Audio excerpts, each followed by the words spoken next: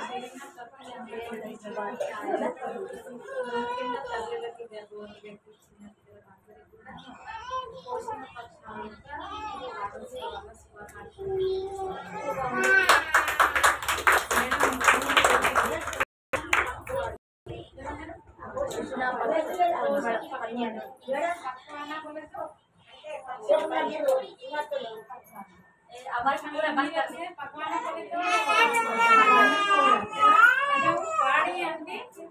फोनारम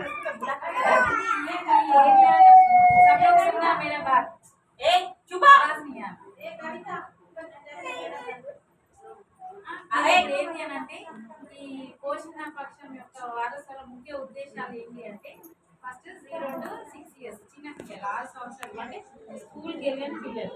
ఇంకొకటి ఏంటి adolescent girls వాళ్ళ గురించి మరియు గర్భవతులు బాలిద్దరు వీళ్ళ గురించి ఈ వారంలో ఉత్సవాలు అనేవి జరుగుతాయి. ఇంకొకటి ఏంటంటే ఇక్కడ మీరున్న చిన్న పిల్లలకి మనము పోషక ఆహారం కూడా అంగన్వాడీలో మంచిగా ఉంటుంది. అందరు తింటారు మీరు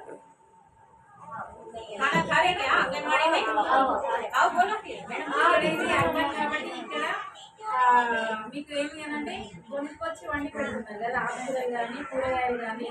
నేను పల్లెటూరులో అంగన్వాడీ స్కూల్స్లో చూసుకుంటాను. అక్కడ ఏంటి అంటే వాళ్ళ సెంటర్ ముందనే కూరగాయలు వేస్తారు. ఎందుకంటే అక్కడ వాళ్ళు ఫ్రెష్ కదా మనం ఇవన్నీ కూడా ఇప్పుడు అన్ని మొదలు వేస్తే కానీ అక్కడ దగ్గరగా తీసుకొచ్చి పెడుతున్నారు. ఇంకొకటి ఏంటి అంటే ఈ అంగన్వాడీ సెంటర్లో మీకు ఏంటి మంచి ఆహారమే దొరుకుతుంది. మీరందరూ కూడా ఏంటి అంటే గర్భవతిగా ఉన్నప్పుడు ప్రతి ఆకుకూర కానీ కూరగాయలు కానీ తీసుకున్నట్లయితే ఐరన్ ఎక్కువగా లభిస్తుంది. ఇంకేది సరైన పోషకాహారం అనేది గర్భంలో ఉన్న బిడ్డకి దొరుకుతుంది. మనం ఇక్కడ ఉంటే ఏమవుతుంది అంటే అంగన్వాడికి రావడము ఇక్కడికే వచ్చి తినడం అనేది గవర్నమెంట్ ఎందుకు పెట్టింది అని అంటే ఇంట్లో ఉండే పనులలో ఉండి మీరు సరిగా తిన్నారు గర్భవతులు. అవునా తింటారా? భర్తకు పెట్టాలా అత్తమ్మకు పెట్టాలా పిల్లలకు పెట్టాలా ఇదే కాన్సన్ట్రేషన్ ఉంటుంది. ఇక్కడికి వస్తే ఏంటంటే మీరే ఉంటారు గర్భవతులు ఉంటారు తల్లులు ఉంటారు కాబట్టి ఇక్కడికి వస్తే ఏంటంటే ఎంతమంది పక్క వాళ్ళని చూసే ఉంటుంది కదా. ఆడవాళ్ళకి సాధారణం కదా పక్క వాళ్ళు ఏమన్నా చేంజ్ వేసుకున్నా కూడా అది నేను వేసుకోవాలా అని ఉంటుంది. పక్క వాళ్ళకి చీర కట్టుకున్నా మనం కట్టుకోవాలని ఉంటుంది. ఇక్కడ ఎందుకు అని అంటే ఇక్కడ ప్రతి ఒక్కరు ఉంటారు కదా మీతో పాటు గర్భంతో ఉన్న వాళ్ళు ఉంటారు ప్లస్ డెలివరీ అయ్యి పాలించే తల్లులు కూడా ఉంటారు. అందుకే ఇక్కడికే వచ్చి ఎందుకు తీసుకోమంటారు స్కూల్లో ఒకరినొకరిని చూసి తింటాం.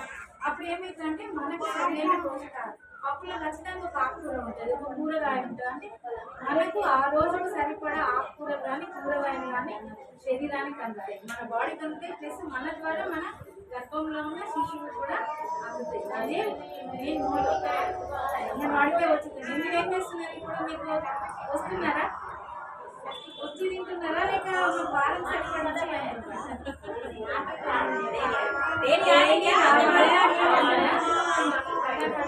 డైలీ రావాలా డైలీ వచ్చి మీకు ఇచ్చే గుడ్డు కావచ్చు.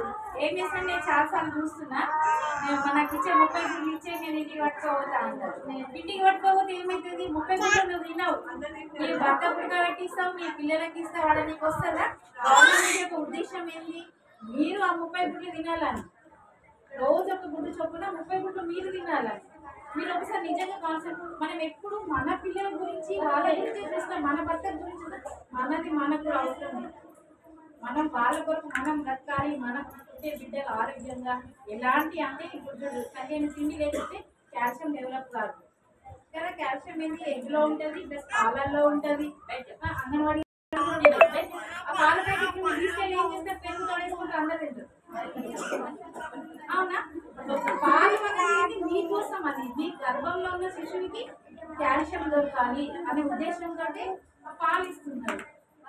అంటే వాళ్ళకి ఏంటి అనంటే ఇప్పుడు ప్రతి ఒక్క స్త్రీకి ఏముంటుంది అనంటే నేను కానీ గంటే తింటే లేకపోతే పిల్లలు తినాలా మా ఆయన తినాలా బాగుండాలా ఏమంటారు అనంటే నేను చాలాసార్లు చూస్తా ఆడవాళ్ళు మొగోళ్ళకి ఆపరేషన్ చేయాలి అంటే ఏమంటారు ఆయన పని చేస్తాడు మేడం నువ్వు పని చేయవా?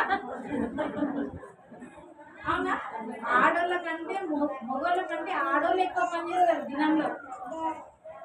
బయటికి వెళ్ళి చేస్తారు కావచ్చు, కానీ వాడు చేసే వాకింగ్ కంటే ఆడవాళ్ళే వాకింగ్ ఎక్కువ చేస్తారు. చిన్న పిల్లలు ఉన్నాడు అంటే చిన్న పిల్లలకి ఎన్నిసార్లు ఉరకాల్సి ఉంటుంది. కాబట్టి గవర్నమెంట్ ఎందుకు ఇస్తుంది, మీరు అంగన్వాడికే వచ్చి పాలు తాగండి అని? క్యాల్షియం కోసం. ఇప్పుడు మనం ఉన్నా కూడా ఇక్కడ ఏంటి అని అంటే, ఇక్కడికి వస్తే మీకు నీళ్ళు కావాల్సిన పాలు దొరుకుతాయి, గుడ్డు దొరుకుతుంది. మీరు ఒక వారం అబ్జర్వ్ చేయండి. ఒక వారం మీరు ఇక్కడికి వచ్చి తినండి, ఒక వారం మీటింగ్ తీసుకెళ్ళండి. తీసుకెళ్ళిన అనేది అబ్జర్వ్ చేయండి. మీరు అవగాహన చేసుకుంటే ఏమిటంటే తేడా లేదు. ఈ వారం మేము ఇంత హెల్దీగా ఉన్నాం అంటే అది తింటాం కాబట్టి మనకి బలం వస్తుంది, హెల్దీగా ఉంటుంది. అది మిగతా వారం అనేది మీకు తేడా తెలుస్తుంది కదా. కాబట్టి మీరు ఇక్కడికి రావాలి. ఇంకొకటి ఏంటంటే, ఇక్కడికి వచ్చినప్పుడు మనం ఒకటి ఇంట్లో ఉంటే ఏమవుతుందంటే, మన గర్భంలో ఉన్న శిశువు స్తబ్దతగా ఉంటుంది. అంటే ఏమంటే యాక్టివ్ ఉండదు. మీరు ఇక్కడికి వస్తారు, అంగన్వాడికి వస్తే ఆ పిల్లలు చూస్తారు, మీకు కొంచెం మైండ్ చిన్న చిన్న పిల్లలు ఉంటే ఏమైందంటే వాళ్ళు చేసే యాక్టివిటీస్కి మనకు కూడా నవ్వు వస్తుంది, గుర్తనిపిస్తుంది. అప్పుడు ఏమైందంటే మన హృదయం అనేది కోలుతుంది. అప్పుడు ఏమైందంటే మీరు అబ్జర్వ్ చేయండి, ఏదైనా మంచి చూడండి కడుపులో కదిలి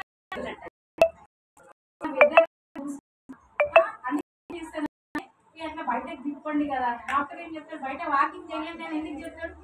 స్వచ్ఛమైన గాలి వస్తుంది, మనం నడుస్తూ ఉంటే మన శరీరంలో కదలికలు వస్తాయి.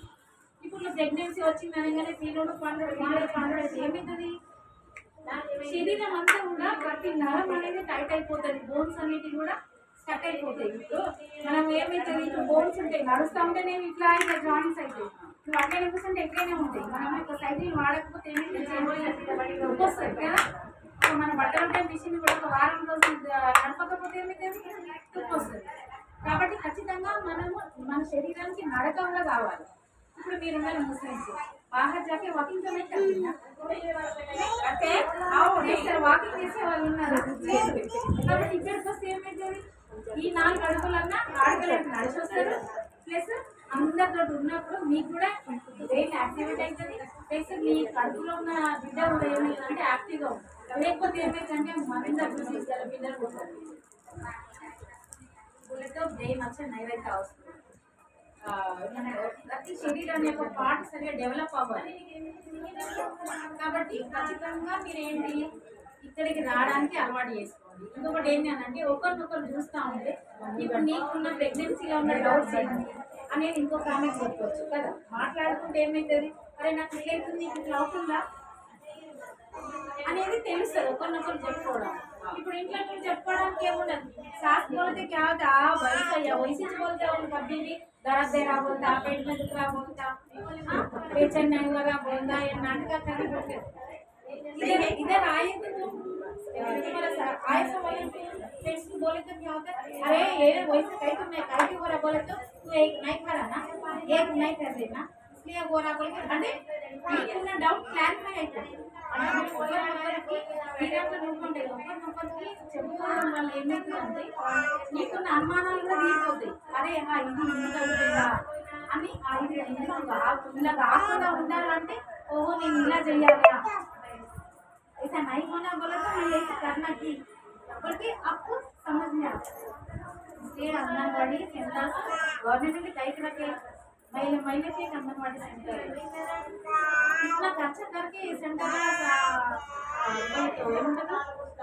ఎస్టాబ్లిష్ కర్రీ ఇదంతా చేయడానికి వీళ్ళకి జీతాలు, మీకు అంగన్వాడి పాలు ఇవ్వాలన్నా గవర్నమెంట్ ఒక్కొక్క సెంటర్ మీద ఎంత ఖర్చు పెడుతున్నారు. అది ఎవరి కోసం పెడుతున్నది, మీకోసమే కదా, అంటే మన కోసం పెడుతున్నారు. కాబట్టి మనకు వచ్చి ప్రతిదీ కూడా యూటిలైజ్ చేసుకోవాలి.